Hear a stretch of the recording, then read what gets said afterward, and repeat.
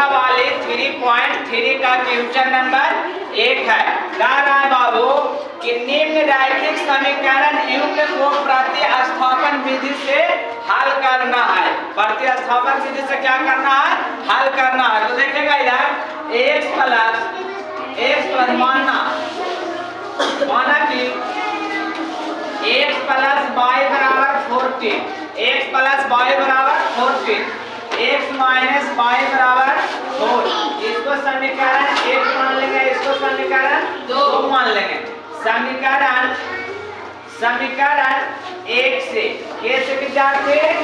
समीकरण 1 से हल करने पर, समीकरण 1 से हम हल करने हैं। तो इधर देखिएगा x प्लस y बराबर 14, x प्लस y बराबर 14 यानी x प्लस y बराबर 14। तो x बराबर 14 माइनस इधर प्लस में बराबर को कट जाएगा तो क्या चीज में? माइनस। तो ये क्या हो जाएगा? y। ये x का मान निकल गया। किसका मान निकल गया? x का। अब इधर देखिएगा, अब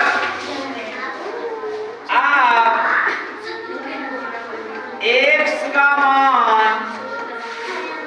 का मान समीकरण 2 में रखने पर, समीकरण 2 में रखने पर, अगर विद्यार्थी समीकरण 1 में भी रखेंगे तो सही है, समीकरण 2 में भी रखेंगे तो सही है।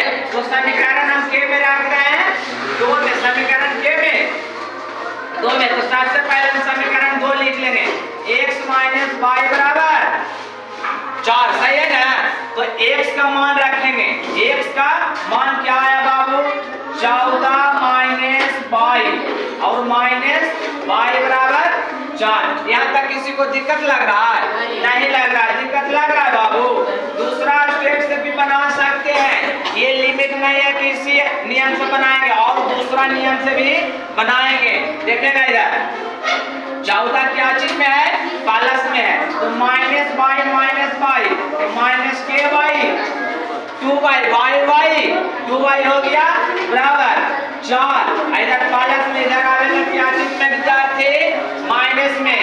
तो माइनस 2y बराबर माइनस कितना? 14 में से 4 जाएगा तो 14 में से 4 जाएगा तो कितना? 10। माइनस से माइनस खत्म हो जाएगा ना बाबू? 2y 10, 2 से 5। तो y बराबर कितना आ गया? y बराबर कितना आ गया? 5।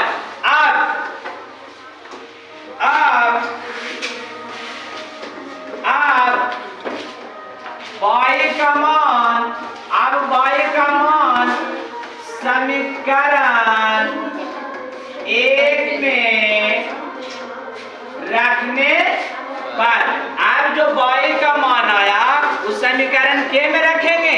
1 में रखेंगे। तो समीकरण 1 क्या है? इधर देखेंगे समीकरण x प्लस y बराबर 14, x प्लस y बराबर 14, x प्लस y बराबर कितना बाबू?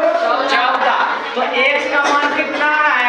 x का मान हमको निकालना है, x का मान निकालना है। तो y बराबर कितना है? 5 है। सही है ना? y बराबर कितना है? 5 है।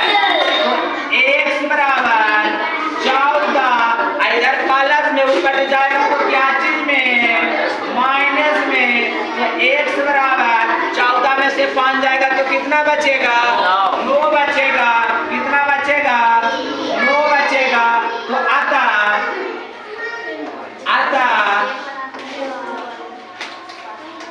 x का मान कितना है बाबू? 9। x का मान 9 और y का मान कितना आ गया?